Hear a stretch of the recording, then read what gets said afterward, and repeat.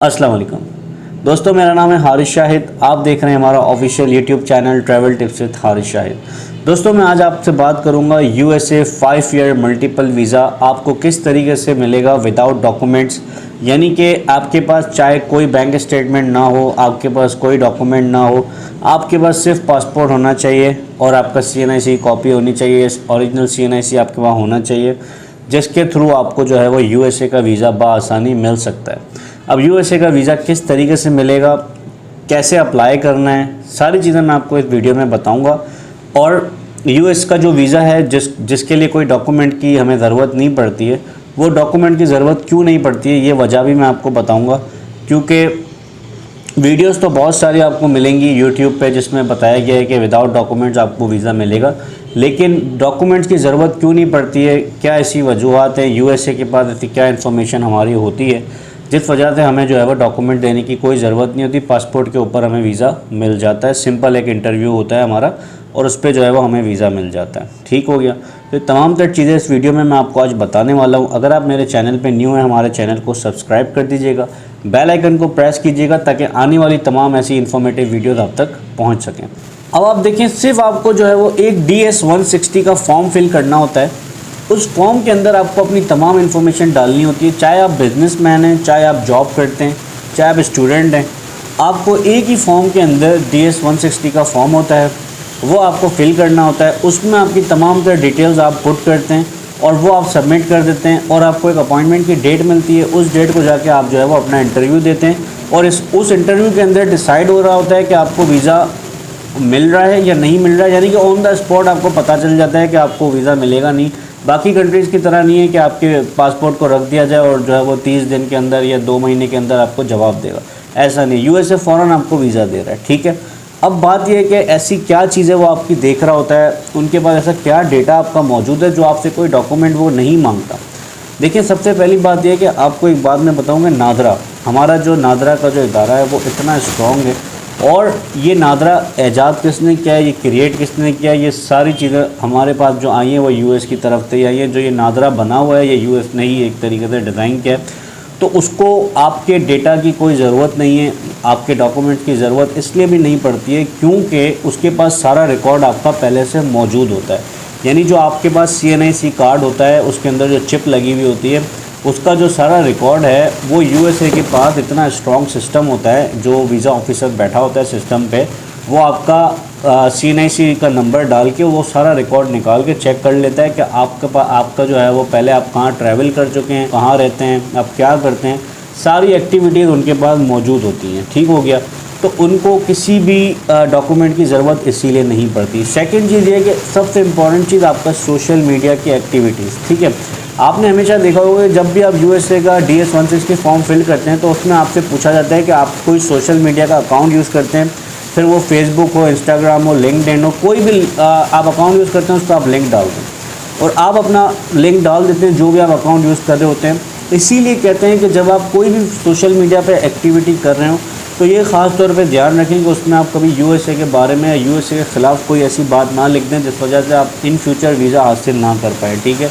क्योंकि वो जब आपसे प्रोफाइल मांग रहे होते हैं तो वो आपकी प्रोफाइल को चेक करते हैं, आपकी एक्टिविटीज़ उनको वैसे ही पता चल रही होती हैं सोशल मीडिया पे कि ये बंदा कब से एक्टिव है, कितने टाइम से एक्टिव है और ये बंदा कर क्या रहा है।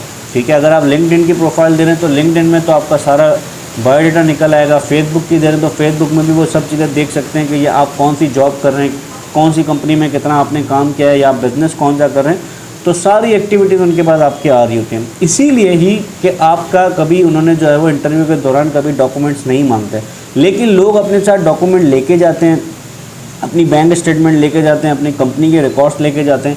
कभी कभार ऐसा हो जाता है कि वीज़ा ऑफिसर सिर्फ एक फॉर्मेलिटी के तौर पर स्टेटमेंट मांग लेता है कि यार आप मुझे स्टेटमेंट दिखा दो, और वो स्टेटमेंट चेक करके रिटर्न कर देता है। यानी उनको कोई आपके डॉक्यूमेंट से गर्ज नहीं है, उनको कोई आपके डॉक्यूमेंट चेक नहीं करने हैं। वो सारा जो है वो आपके इंटरव्यू के ऊपर जो है वो आपको अच्छा, एक और चीज़ मैं आपको बताऊं कि लोगों को ऐसा लगता है कि मैं इंटरव्यू दे रहा हूं और इंटरव्यू मेरा अच्छा नहीं गया, मेरा वीज़ा रिजेक्ट हो गया या मेरा जो है वो इंटरव्यू के ऊपर सारी चीज़ें डिसाइड हो रही हैं। ऐसा कुछ भी नहीं है।